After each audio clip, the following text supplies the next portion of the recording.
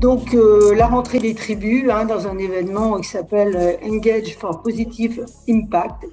Et le sujet que nous avons choisi de traiter au Club RH, c'est le sujet de la parentalité en entreprise.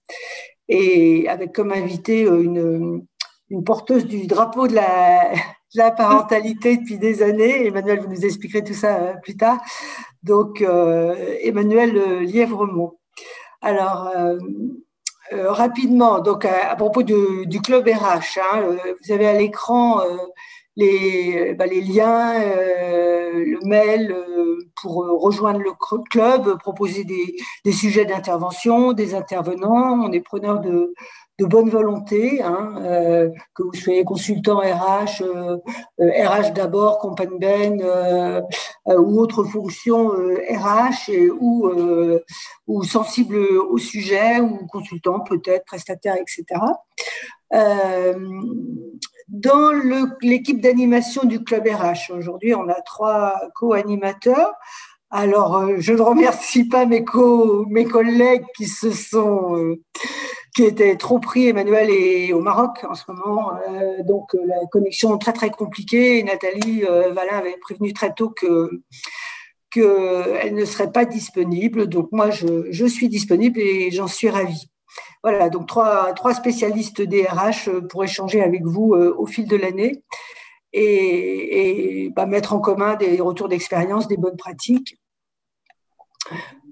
Aujourd'hui, on est réunis dans le cadre de l'initiative de Neoma Alundi de la rentrée des tribus, donc un événement en septembre, qui arrive en septembre. C'est la rentrée aussi pour les tribus. Et cette année, sous le signe de l'impact positif et de l'engagement de l'association et tous les adhérents et tous les alumni, j'espère, à faire bouger les choses pour mettre des pratiques dans les entreprises, dans les organisations, pour un impact positif sur la planète, sur la société. Avec le soutien de Sandrine Conseiller, CEO d'Aigle International.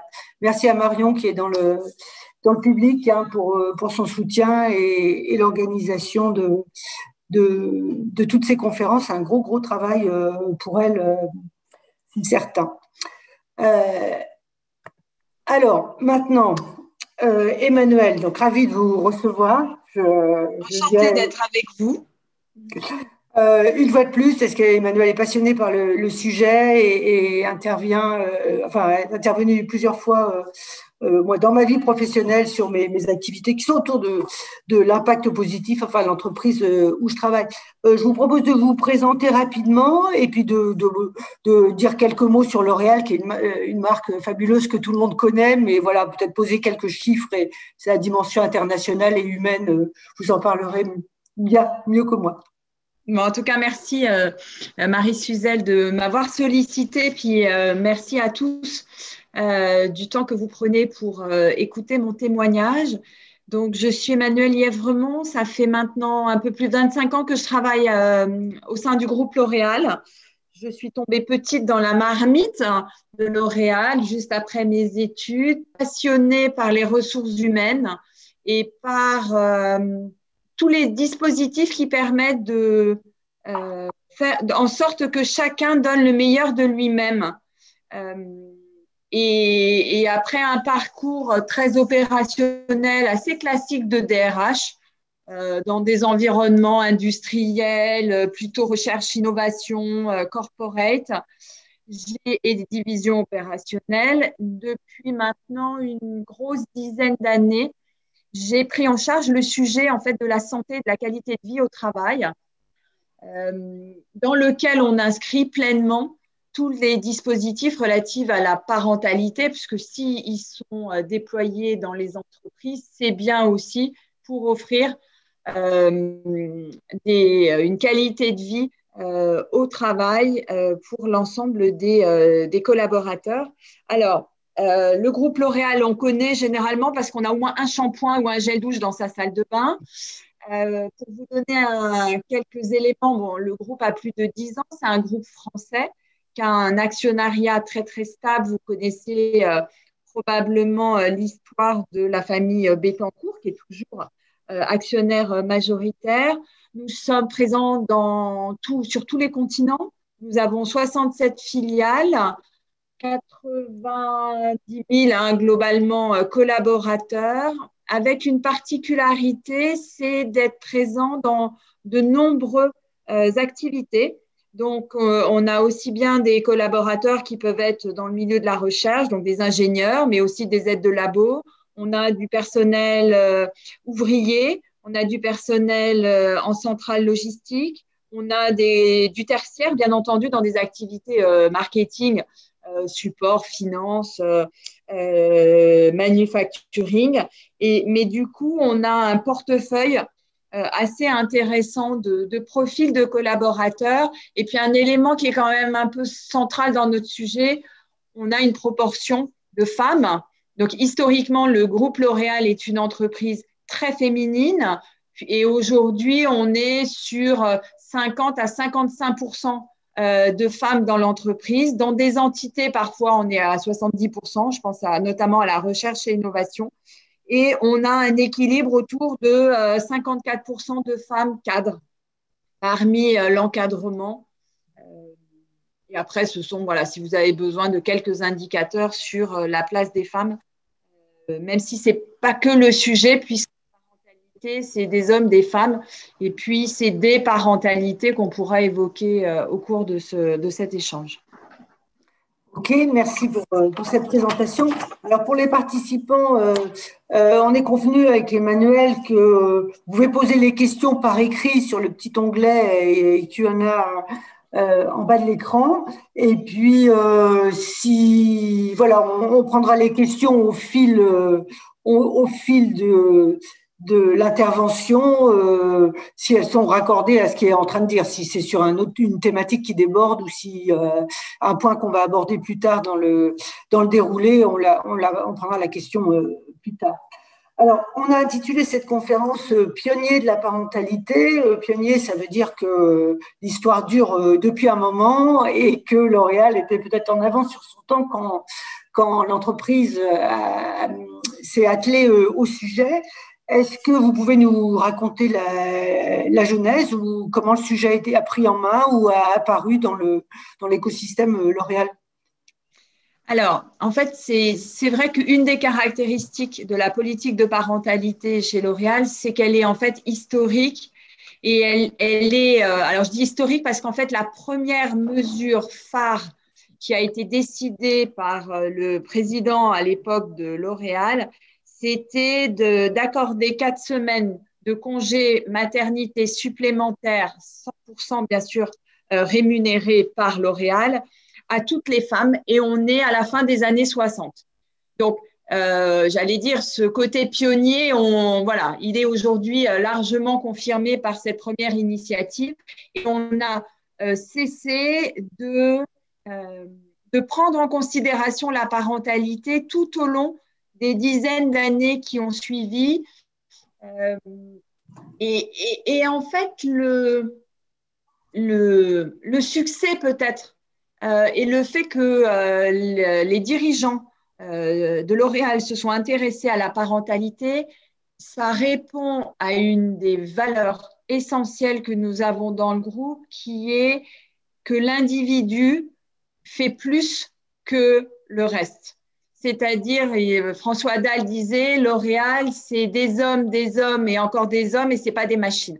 Et donc, cette culture où on prend soin, on développe des dispositifs pour permettre à chacun de donner le meilleur de lui-même. En fait, la parentalité en est l'illustration. Et si on se replace dans la fin, alors je n'étais pas là dans la fin des années 60, mais en fait, il faut se souvenir que le congé maternité était court. Et donc, que les femmes qui étaient en activité, qui s'interrompaient pour pouvoir donner naissance à leurs enfants, en fait, elles avaient une durée relativement courte pour se remettre de ce moment à la fois physique et émotionnel. Et l'idée de dire, en fait, je vais leur permettre de gérer de façon plus douce la transition entre ce moment fort qu'a été la maternité et la naissance de leur enfant et le travail, sachant que pour beaucoup, c'était, en tout cas toutes celles qui étaient engagées dans le monde du travail, c'était aussi un déchirement de devoir laisser très tôt leur petit bout de chou. À l'époque, on allaitait beaucoup plus qu'on ne le fait aujourd'hui. Donc voilà, on s'inscrivait vraiment dans une démarche de care par rapport aux collaboratrices. Et puis, on a eu un autre épisode intéressant, c'était dans les années 70, où on inventait ce qu'on appelait et ce qu'on appelle aujourd'hui le mercredi père et mère de famille, c'est-à-dire de comprendre aussi qu'au-delà de la naissance, il y a tout un temps jusqu'au 12e anniversaire de l'enfant où le parent peut souhaiter organiser son temps de travail et maintenir une présence auprès des enfants. Et donc, en fait, c'est la possibilité de prendre entre 1 et 4 mercredis par mois jusqu'au 12e anniversaire de l'enfant, donc au-delà des 3 ans qu'on connaît du congé parental, sur la base, bien sûr, du volontariat. Ils peuvent y revenir quand ils le souhaitent. Et là aussi, c'était progressivement se dire, il y a des actes forts qui sont la naissance d'un enfant, mais en fait, la parentalité, elle va s'inscrire tout au long d'un parcours professionnel et tout au long d'un parcours de vie. Et l'histoire s'est construite sur comment on peut allier les deux. C'est-à-dire, il y a une vie familiale, ça se construit sur des années et aujourd'hui, on parle de parentalité à 360 parce qu'on a des petits, mais on a des ados. Après, on est en situation où on a besoin de se tourner vers ses propres parents. Et donc, on inverse la parentalité. C'est pour ça qu'on utilise le terme de parentalité à 360. Donc, on a tout ce chemin de vie. Et en parallèle, l'une des responsabilités des entreprises, c'est d'accompagner ces parents dans leur vie professionnelle pour leur permettre finalement de vivre les deux de façon la plus sereine et épanouissante possible. D'accord. Alors, on a parlé des 4 semaines, du mercredi. Comment vous avez mis en marche la démarche? C'est quelque chose de descendant, d'une réflexion RH, quelque chose qui s'est fait en collaboration avec les salariés ou avec les élus? Alors, en fait,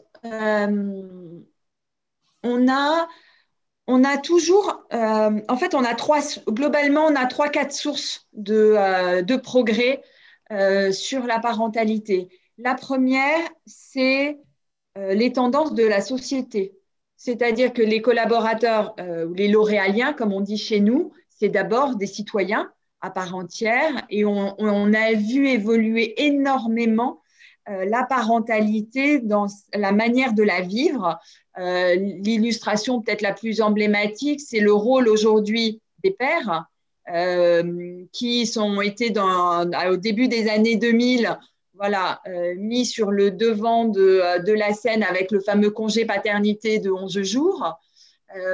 Et aujourd'hui, effectivement, on est dans des attentes beaucoup plus fortes de la part des pères qui ont envie de jouer un rôle. Donc, on a ces évolutions de la société qu'on écoute et donc ça ressort parmi les échanges qu'on peut avoir avec nos collaborateurs. On a une deuxième source, c'est effectivement les représentants du personnel. Il faut savoir que tous les dispositifs de parentalité s'inscrivent dans nos accords égalité professionnelle. On est à notre 4e accord et les accords à chaque fois visent à contractualiser des décisions qu'on peut avoir prises de façon soit unilatérale, soit au fil de l'eau, et on les sécurise en les contractualisant donc avec les partenaires sociaux dans ces accords. Et puis, on introduit parfois des nouveautés dont ils peuvent être… moi, je me souviens d'échanges avec au moins 2 organisations syndicales qui évoquaient avec moi la question des coparents, de ces parentalités au sein de couples homosexuels ou au sein de familles recomposées qui chamboulaient, on va dire, les dispositions telles qu'elles étaient définies d'un point de vue légal dans l'entreprise, le droit au PAX. Voilà, typiquement, le droit des 5 jours pour PAX, c'est aussi des discussions qu'on a pu avoir avec nos partenaires sociaux. Et puis l'autre source, c'est nos assistantes sociales, puisqu'on a la chance chez L'Oréal d'avoir des assistantes sociales que j'anime, qui sont très proches des collaborateurs, dont on sait que le métier, c'est justement de pouvoir accompagner sur des volets plus personnels les collaborateurs et qui nous donnent un petit peu les tendances et les sujets sur lesquels il faudrait que la direction se préoccupe. Donc, en fait, c'est un mélange de ces 3 sources. Et puis, il y en a une quatrième que j'évoquais, alors qui est une source sans lettres, mais je dois dire qu'on a la chance d'avoir des directions, puisque vous avez compris que la politique de parentalité, elle dure depuis des années et des années. Donc, on a eu plusieurs présidents, même si on n'en a pas eu beaucoup chez L'Oréal, mais on en a eu en 100 ans 5. Et il y a toujours eu une écoute très favorable de la part de la direction générale qui nous a donné en fait des moyens de mettre en œuvre finalement toutes ces sources d'informations et toutes les dispositions qui nous étaient demandées par les collaborateurs. Merci. Qu'est-ce qui caractériserait les attentes des salariés, on va dire, des années 70, et qu'est-ce qui a changé aujourd'hui? C'est une demande de temps, c'est une demande de rémunération ou d'aménagement du temps de travail, ou, je ne sais pas, dispositif pour accompagner les enfants, pas de berceau ou de... En fait, votre question est très pertinente parce qu'en fait, depuis une 50aine d'années, les attentes des parents, elles changent. Les premières attentes dans le début de la politique de parentalité à L'Oréal tournaient d'abord beaucoup autour de la mère et beaucoup autour du congé maternité. De faire en sorte que la collaboratrice puisse sereinement partir en congé maternité, être rémunérée quand conventionnellement ce n'était pas possible par l'entreprise. On avait le congé Schueller, les fameuses 4 semaines qui ont été baptisées du nom du fondateur du groupe.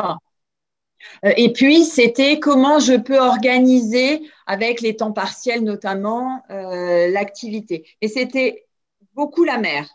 Ensuite, on a eu une multitude d'acteurs qui sont intervenus, essentiellement les pères, et après, j'allais dire les acteurs qui auront été tous ceux qui font aujourd'hui les configurations de foyers diverses et variées. Et du coup, il a fallu qu'on adapte nos dispositifs. Donc, très centrés sur d'abord la mère. Maintenant, ils doivent être ouverts au plus grand nombre. Et on utilise beaucoup la notion aussi de parentalité au pluriel. Ça, c'est un premier élément. Et ensuite, dans ces besoins et ces publics, les attentes, elles sont probablement devenues plus globales, au sens où non seulement c'est le temps de l'absence lié à la naissance de l'enfant, mais c'est par la suite, ah ben oui, mais il y a la question de la crèche, ah oui, mais il y a la question du soutien scolaire, ah oui, mais il y a la question de la compréhension du comportement des ados, et puis maintenant, il y a comment vous m'accompagnez sur la dépendance que peut subir mes proches âgés. Alors, ça, c'est des besoins qui nous obligent à avoir une vision plus globale. Et là, en même temps, ils veulent du global, mais du singulier. C'est-à-dire qu'en fait, ils veulent des dispositifs qui couvrent tous ces sujets, mais qui vont pouvoir prendre et adapter à leur situation. Je prends un exemple assez significatif. L'Oréal s'est lancé dans l'aventure des crèches en 2008. On ouvre notre première crèche en 2006 même, crèche inter-entreprise privée. Et donc, le collaborateur déposait son enfant dans une crèche qui était systématiquement à côté du lieu de travail. Aujourd'hui, le besoin, il n'est plus du tout celui-là. Le besoin, c'est je veux une crèche au pied de mon domicile. Je me facilite entre guillemets, la vie et en même temps celle de mon enfant, le faisant pas prendre des transports, etc. Mais je veux du coup une crèche près de chez moi et c'est moi ensuite qui vais me déplacer pour aller au travail.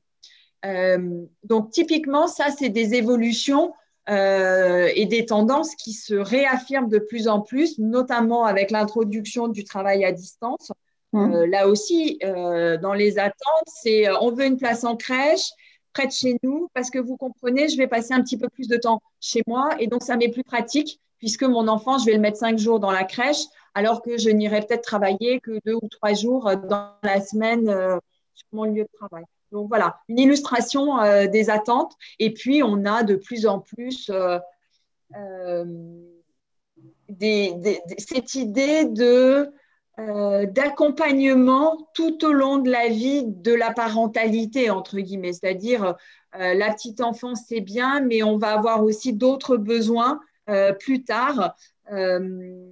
Et, et c'est des choses sur lesquelles on est obligé de réfléchir dans une certaine limite, hein, parce que il faut aussi que ça fasse sens par rapport à l'entreprise et par rapport au rôle que doit jouer l'entreprise, qui est essentiellement, me semble-t-il, un rôle de permettre d'organiser le temps, euh, de le faire en complément des dispositifs qui peuvent exister au niveau national, et puis éviter que ça ait un impact sur la vie professionnelle, que ce soit des femmes ou des hommes, impact à la fois d'un point de vue financier, et puis impact en matière de carrière.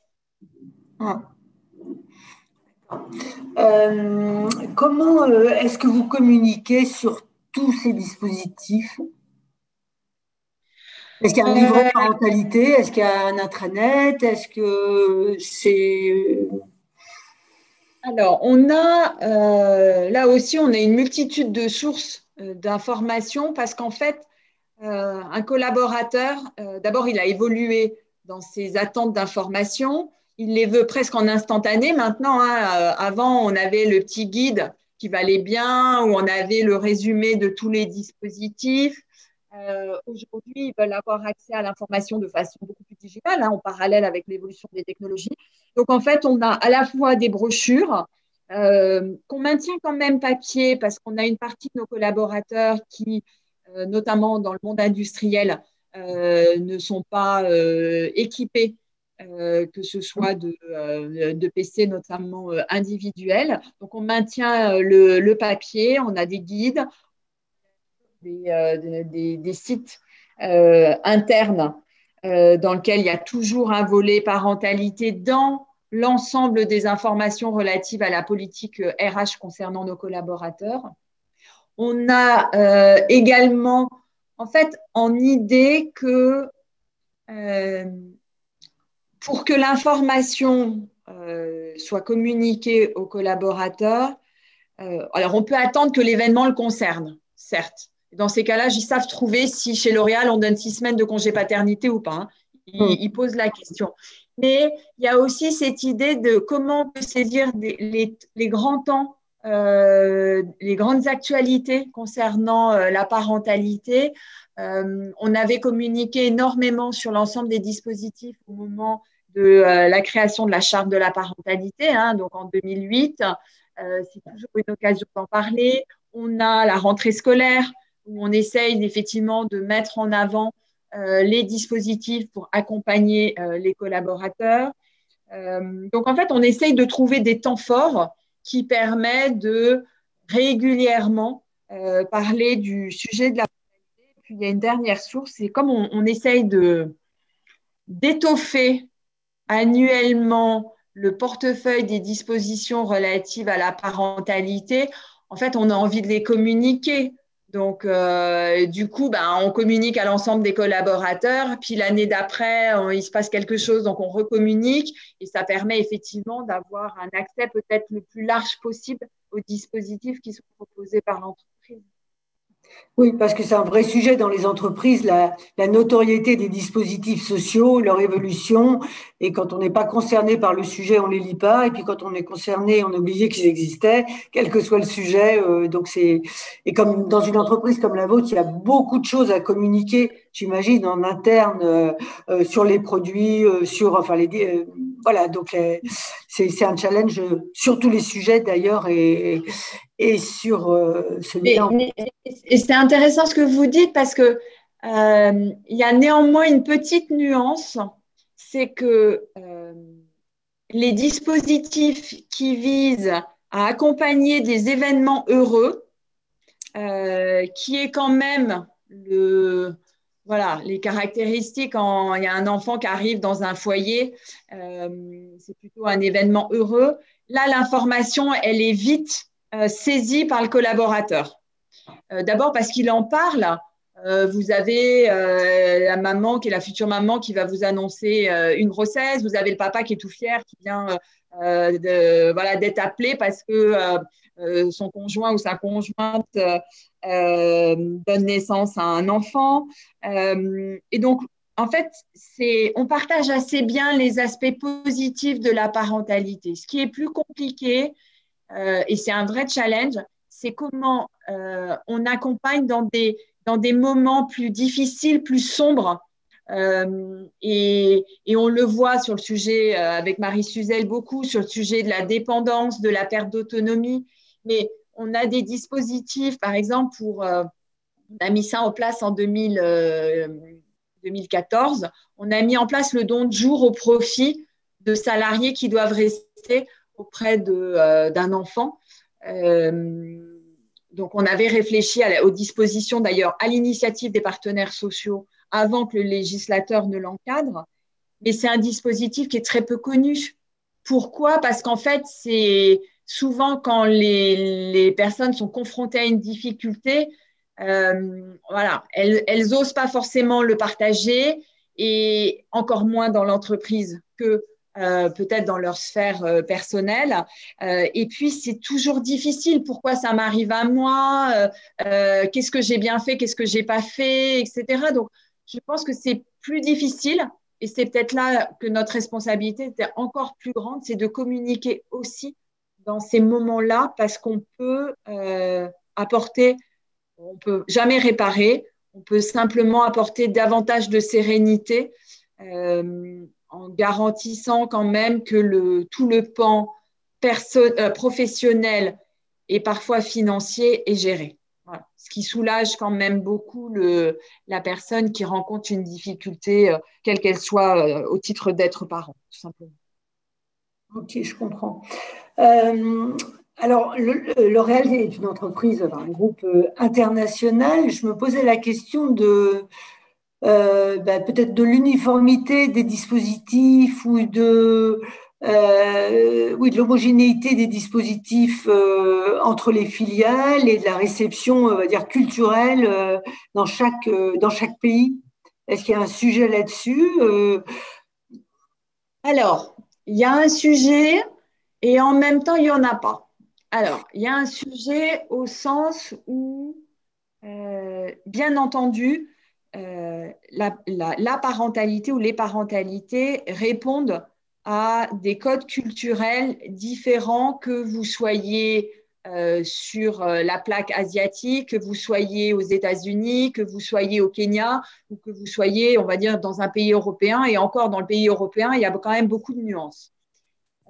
Et effectivement, il est important qu'on écoute la dimension culturelle de chacun de ces pays.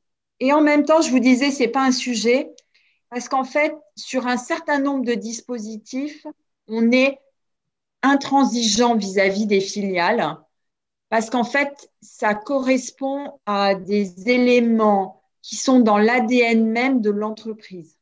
Donc, et pour ça, en fait, on a décidé au sein d'un grand programme international sur la protection sociale, d'insérer tout un volet lié à la parentalité. Donc, en fait, c'est un programme qui s'appelle Share and Care, où il y a 4 grands domaines d'intervention.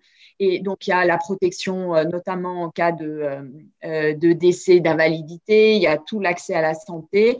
Il y a une partie sur le workplace et il y a un pilier fort qui est celui de la parentalité.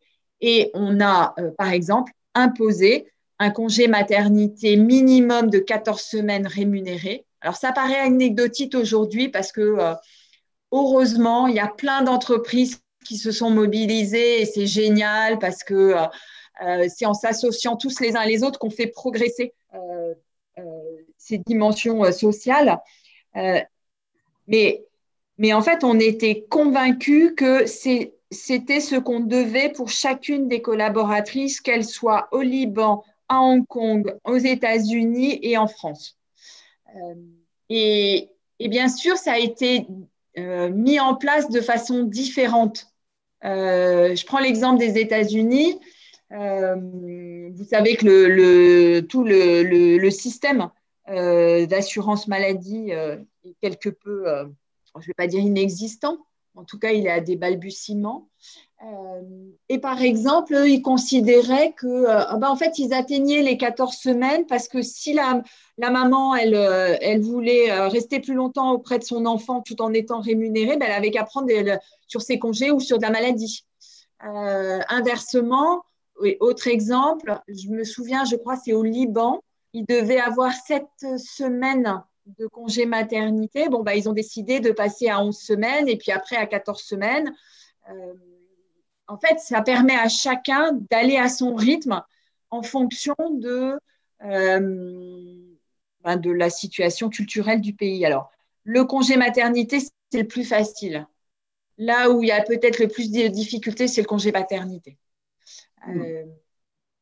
Aujourd'hui, on a lancé le mouvement, c'est-à-dire qu'on a annoncé un congé paternité de 6 semaines partout dans le monde d'ici à 1 an et demi. On a commencé modestement, je dois le dire, à 3 jours. C'est très peu. Donc, on est en 2013 à l'époque. Mais il y a des pays où, en fait, où il n'y a rien. Il y a des pays où il y a beaucoup plus. Il y a quelques pays d'Amérique latine où il y a un culte de l'enfant qui est assez étonnant. Au Kenya, ils avaient des jours de paternité alors qu'ils avaient un congé maternité qui était moindre. Et là, on a été obligé de tenir compte de la dimension culturelle. On est allé après à 10 jours. Ça a été compliqué pour beaucoup de pays. Une partie notamment de l'Asie et du Maghreb, ils y sont allés. Hein. Et aujourd'hui, on va leur faire franchir le step d'aller jusqu'à 6 semaines. Mais là, il y a des résistances, entre guillemets, culturelles qui sont relativement, en tout cas, qui doivent être écoutées. Après, nous, on ne perd pas notre objectif parce qu'on est convaincus que c'est des piliers fondamentaux qui appartiennent à la politique RH du groupe et qu'on veut voir déployer quel que soit l'endroit et le métier qu'exerce le collaborateur. Ok, merci. Alors, on a une question de Fabrice qui est à Chicago. Je ne sais pas si vous allez pouvoir y répondre, mais on va regarder la question. Elle a une dimension internationale qui est intéressante. Donc, merci Fabrice. Merci de nous écouter, de nous regarder d'aussi loin. Donc, Fabrice est la DRH adjoint du centre de recherche de Péchinet. Il a lancé avec un L'Oréalien, Alain Conchet, qui était VP Procurement de L'Oréal à New York. Il a lancé le réseau des diplômés de Neoma, donc merci pour ça. Il a monté Fabrice a monté une entreprise américaine pour la production d'hydrogène vert. Donc c'est bien, on est dans l'impact positif. Hein, et il est en train de monter une filiale aux États-Unis. La DRH est basée à Paris et elle souhaite avoir plus de femmes dans l'équipe d'ingénieurs et de chercheurs. Donc, la première question pour la petite et jeune entreprise, c'est où trouver ces femmes particulières je ne sais pas. Peut-être dans le réseau Neoma, je ne sais pas. Fabrice dit qu'il a eu la chance d'en épouser une à Chicago. Donc, voilà, il y a peut-être une pépinière de femmes particulières à Chicago. Et deuxièmement, comment gérer le côté économique du soutien à la paternité et les 3 premières années après naissance entre l'Europe et les États-Unis. Est-ce que ça pouvez apporter des éléments de réponse. C'est vrai qu'il y a une dimension financière certaine, que la politique parentalité a un coût. Oui. Alors, je vais répondre sur la deuxième, puis je reviendrai ensuite sur la première question. Même si elle touche plus de ce que je comprends, la question de la présence de femmes dans certains métiers, en particulier ou domaines d'activité. Mais le coût, alors, oui, une politique de parentalité, ça coûte. Mais maintenant, vous avez deux manières de voir les choses. Soit justement, vous raisonnez sous forme de coût, soit vous dites, en fait, ça me coûte, mais j'investis. Et en fait, ça a toujours été le prisme retenu par L'Oréal, qui a été d'investir dans ses ressources, c'est-à-dire ses ressources humaines, ses collaborateurs, pour les maintenir en performance durable et engagée. Alors oui, c'est pas facile de commencer une politique de parentalité avec un congé paternité de 6 semaines. J'ai tout à fait conscience que donner 6 semaines rémunérées 100% par l'entreprise, c'est pas quelque chose qui est donné à toutes les entreprises. En revanche, je pense que chaque entreprise peut construire une politique. C'est-à-dire que, et notamment quand on est dans une entreprise au démarrage, on ne peut pas tout donner et d'un seul coup de dire vous avez un magnifique portefeuille avec plein de dispositions. En revanche, on peut commencer à le construire. Et une des constructions, vous savez, avant de donner 6 semaines, qu'est-ce qu'on a fait? En fait, on avait 11 jours rémunérés partiellement par l'assurance maladie en France. On a décidé de mettre le complément.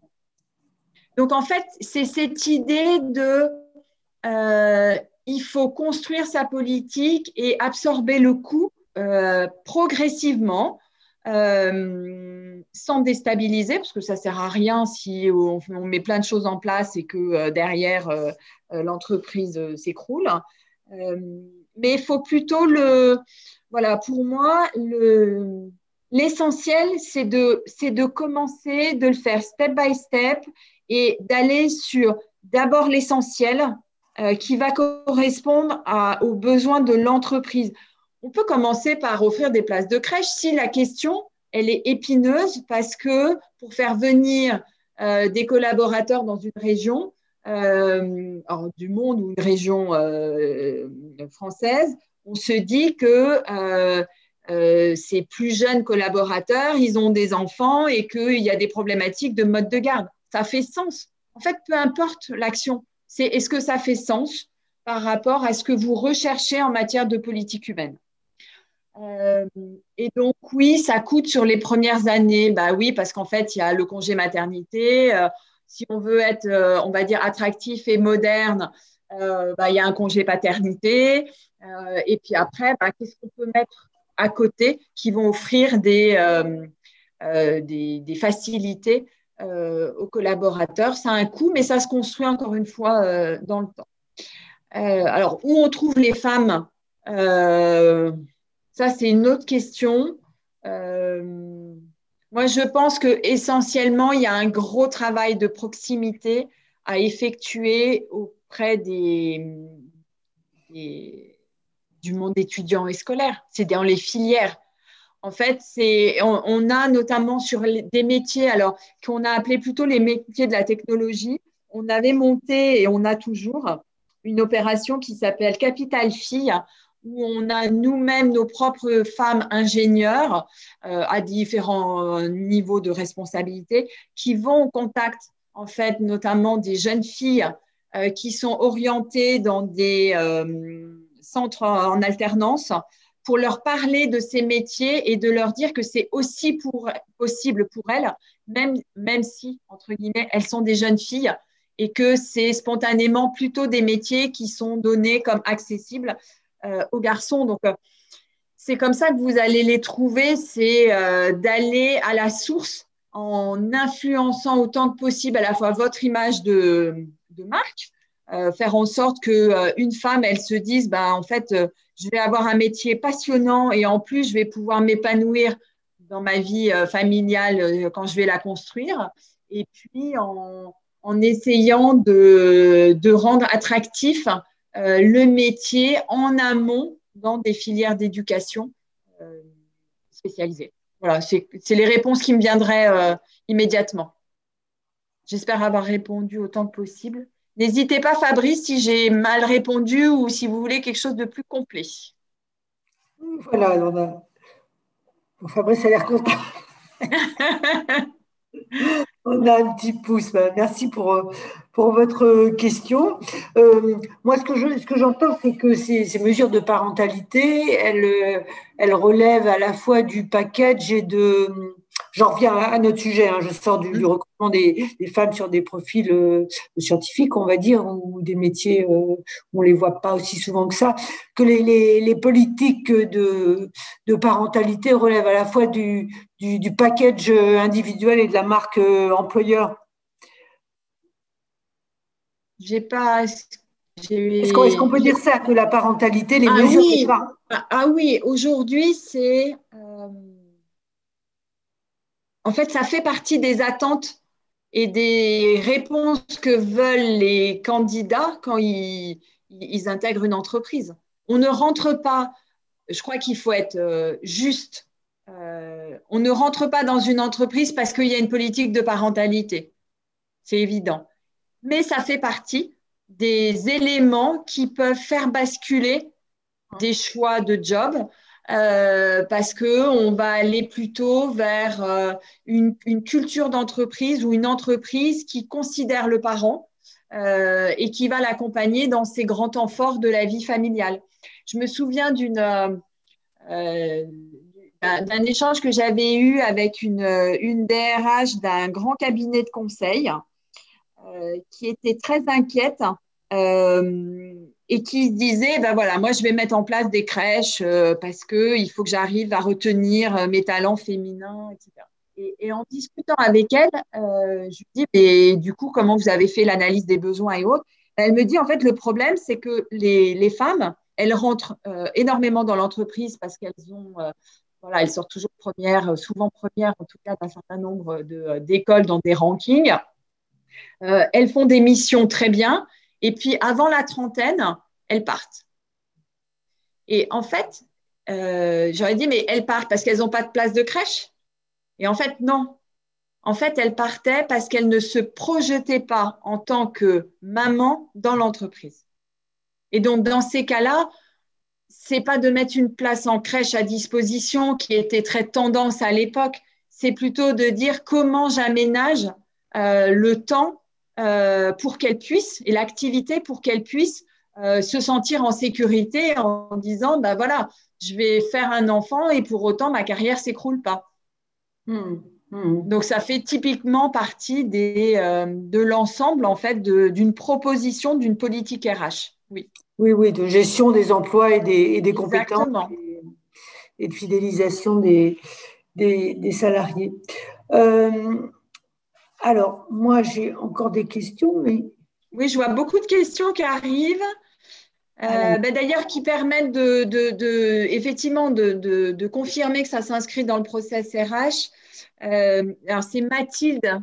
Alors, il y a Mathilde, il y a Fabienne. Il y a Fabienne qui pose une question sur les femmes qui partent en congé maternité, est-ce qu'elles retrouvent leur fonction si elles le souhaitent. C'est très important ce que vous avez mis entre parenthèses.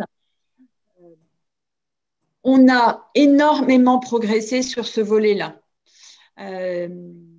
On était confronté à une difficulté à L'Oréal qui n'est pas liée à la maternité directement, qui était liée à notre culture de la carrière chez L'Oréal. L'Oréal a la caractéristique d'offrir des opportunités de carrière très rapidement. Et donc, pour les saisir, donc elles arrivent quand vous êtes dans les 10 premières années, c'est tous les 2 ans, vous aspirez à aller vers un nouveau poste et à avoir en plus un accompagnement financier. Et donc, la vraie inquiétude des collaboratrices, c'était de dire, mais quand je vais m'absenter, En fait, il va falloir que je change de poste derrière parce que ça va me permettre de continuer à progresser dans ma responsabilité et puis d'avoir un accompagnement familial, salarial, pardon. Et en fait, c'est un vrai piège parce qu'elle demande à évoluer, elle revient dans l'entreprise dans un contexte personnel différent, dans une entreprise qui est différente. Et, et l'autre chose, c'est qu'on les a remplacés souvent par des gens qui étaient en CDI. Et donc, du coup, le poste, il n'est plus là. Donc, elles aspirent à bouger. Donc, vous dites, ah, super, je mets du CDI pour les remplacer. Et puis, en fait, il s'est quand même passé des choses pendant 4-5 mois qui fait que le retour est compliqué. Et donc, en fait, on a énormément travaillé à la fois à encadrer le congé maternité en amont et au moment du retour pour bien confirmer le souhait d'évolution ou le souhait d'être maintenu dans son poste. Donc, un entretien en fait avant le départ en congé maternité, bien avant, un mois, 2 mois avant. Il y a un entretien en cours, une fois bien entendu la phase de congé maternité, post-maternité bien entamée avec le congé Schweller. En fait, on revoit la collaboratrice pour confirmer son souhait d'évolution. Mais on sait que ça reste une inquiétude chez certaines qui est de dire est-ce que je vais retrouver mon poste. Sachez qu'on l'a mise dans le programme Share & Care que j'évoquais tout à l'heure. On a mis au-delà d'avoir un congé maternité de 14 semaines minimum payé, on a imposé un retour sur un poste équivalent. Notamment, c'est assez important dans des pays où le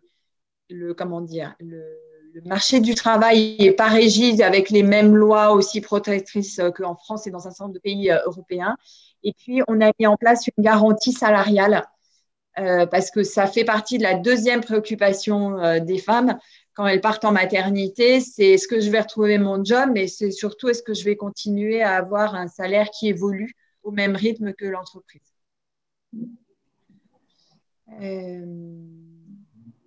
Alors, pour faciliter la transition congé maternité, reprise du travail des femmes dans la période postpartum. Alors, ce qu'on a mis en place, on a appelé ça, alors c'est transition ça s'appelle transition parentalité. En fait, on propose à toutes les collaboratrices. Alors vous allez me dire, c'est pas juste parce que vous ne proposez pas aux collaborateurs, mais ça ne pose pas tout à fait les mêmes questions. On propose en fait de suivre, après la naissance du premier enfant, on leur propose de suivre on va dire une journée de coaching parentalité à l'extérieur de l'entreprise, animée par un coach en collectif pour les aider d'abord à verbaliser leurs inquiétudes sur la reprise du travail, à verbaliser leurs inquiétudes éventuellement de conciliation d'un certain nombre de faits, comme comment je concilie l'allaitement, comment je concilie d'aller… on va s'arrêter dans 10 minutes, me dit-on. Comment je vais concilier avec les heures de réunion d'aller chercher mon enfant à la crèche, l'enfant malade, etc. Donc, ça les aide à verbaliser et à se rendre compte qu'elles ne sont pas d'abord les seules à poser ces questions et qu'il y a un certain nombre de réponses qui peuvent leur être apportées et des réponses aussi de j'apprends à verbaliser mon besoin en tant que maman. Et on l'a fait au premier enfant parce que au début, on l'avait ouvert à toutes. Et en fait, ça n'a pas de succès quand c'est le deuxième ou le troisième, comme si les choses étaient déjà un peu expérimentées. Donc, c'est vraiment les accompagner sur l'arrivée de l'enfant et les changements que ça va impliquer dans leur vie professionnelle. Ok. On a une question aussi sur un éventuel accompagnement sur les démarches de PMA. Ouais. Alors, on a… en fait, on a suivi le législateur. Donc, en tout cas, pour la France, vous savez qu'il y a un congé PMA qui a été voté. Alors, ça devait être 2018, je crois. dans ces années-là, qui entre guillemets, impose à l'employeur d'autoriser et de rémunérer l'absence pour les femmes qui rentrent dans des processus de procréation médicalement assistée.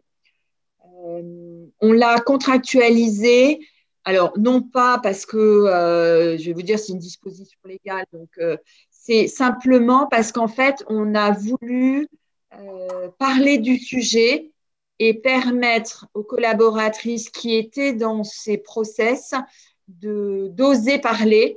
Et notamment, on a mis en place une procédure via médecins et assistantes sociales chez nous, où encore une fois, on a la chance d'avoir et médecins et assistantes sociales, médecins du travail.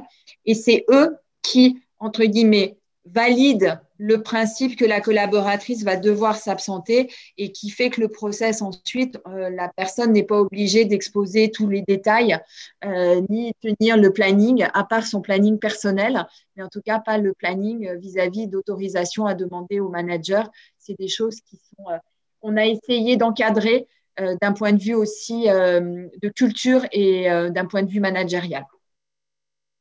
Après, dans les pays, je sais par exemple qu'au UK, notre filiale, en fait, voulait créer 21 jours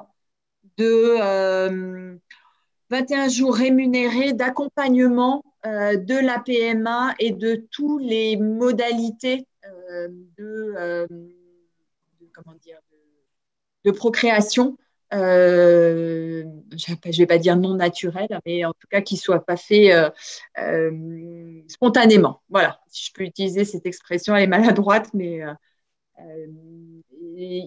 après, la question, c'est comment on justifie ces 21 jours. Est-ce qu'ils servent à se rendre aux examens médicaux, comme c'est le cas aujourd'hui en France? Est-ce qu'ils incluent le fait que les couples ou les mamans, futures mamans, se déplacent dans des pays, ont des frais hôteliers, des frais sur place, des frais de voyage?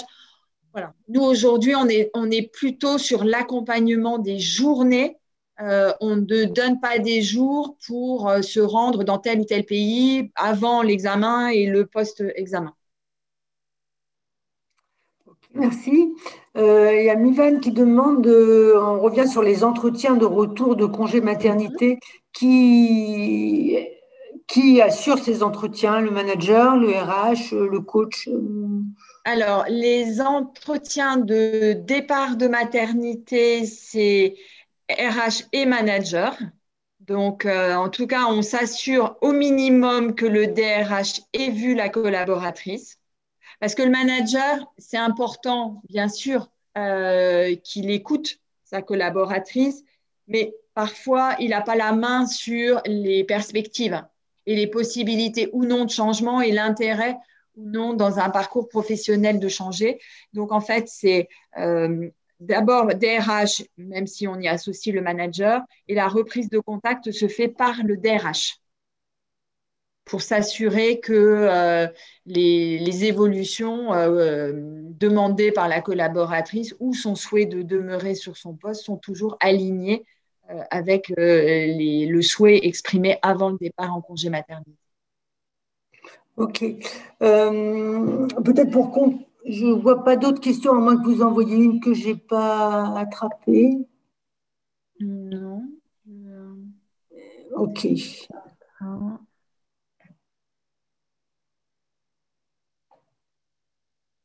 Non, ça me paraît. Je crois qu'on a balayé les questions, en tout cas.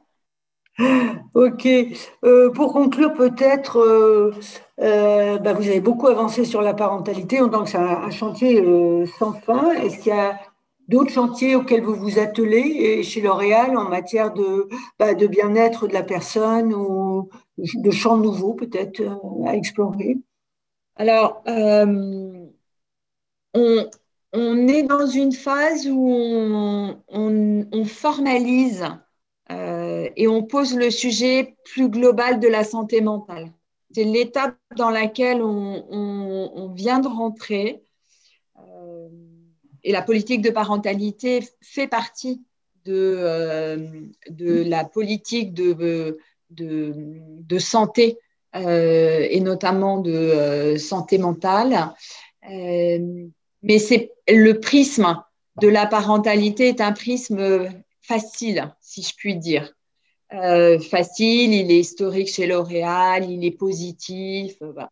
Poser le sujet de la santé mentale, ça a pris du temps. En tout cas, aujourd'hui, il est adressé il a été intégré dans le fameux programme Share and Care que j'ai évoqué tout à l'heure, avec 2 orientations. Il y a une première orientation, c'est quelle est la responsabilité de l'entreprise, de l'organisation, comment on évalue pour agir derrière. Et le deuxième axe, c'est comment on rend acteur le collaborateur de sa propre santé mentale et de sa propre qualité de vie au travail. Parce qu'en fait, on a constaté que si l'approche consiste simplement à dire c'est entre guillemets de la faute de l'entreprise et c'est à l'entreprise de faire, on s'aperçoit que dans le meilleur des cas, on va mettre en place un certain nombre de dispositifs de régulation de la charge, des conditions de travail, etc. Et des dispositifs qui aident à prendre du recul, tout ce qui tourne autour de l'écologie personnelle, la nutrition, l'alimentation, le sommeil, le mindfulness, etc. Et je vais vous dire, si le salarié il n'a pas décidé de se saisir de ces dispositifs et de se dire j'ai une marge de manœuvre et je me réapproprie cette marge de manœuvre, en fait, on ne progresse pas beaucoup sur la santé mentale. Donc, c'est dans cette perspective-là qu'on l'a inscrit cette année dans notre programme et sur lequel, en fait, on va travailler dans les années à venir. Oui, c'est un grand sujet. Il y a du travail à faire sur la sémantique déjà. Enfin, je veux dire que la santé mentale, ça peut être interprété comme quelque chose lié au handicap mental et qu'il y a un virement qui est en train de s'opérer. En fait, je vais vous dire, l'écueil que vous évoquez, on l'a eu, on l'a vécu. C'est un mot qui fait peur, qui renvoie plutôt aux pathologies autour de la santé mentale plutôt que, on va dire, la santé positive ou émotionnelle ou psychologique. Mais en fait, on a décidé de choisir ce terme tout simplement en se référant à ce que nous dit l'OMS. Et quand vous commencez à poser la définition qui est reconnue et qui est définie au travers l'ensemble des pays partout dans le monde de ce qu'est la santé mentale telle que le définit l'OMS, en fait, ça met tout le monde d'accord sur les préjugés ou les stéréotypes qu'on peut avoir autour de ce concept. Ok, c'est très clair. Eh bien, écoutez, c'est un beau sujet. Peut-être qu'on aura l'occasion d'en reparler au Club RH. Laissez-nous travailler un peu pour qu'on puisse vous proposer peut-être des exemples d'actions concrètes, mais avec grand plaisir pour revenir éventuellement voilà, pour une prochaine fois, une prochaine invitation. En tout cas, c'est toujours un plaisir de partager et de témoigner sur ces sujets qui touchent à l'humain et c'est, je crois, ce qui nous anime tous aujourd'hui autour du micro ou de la table, si je peux dire. Ok. Ben, écoutez, merci beaucoup Emmanuel pour cette intervention. Je pense que c'est très enrichissant. Et merci à Marion pour l'organisation. Ben, j'invite tout le monde à soit encourager son réseau Neoma à regarder le replay, soit à rejoindre le Club RH, soit aussi à suivre les autres conférences demain. Il y a encore des choses très intéressantes. Je vous remercie de votre présence, de vos questions. Et ben voilà, à votre disposition pour continuer à échanger en dehors de cette opération rentrée des tribus. Merci à tous.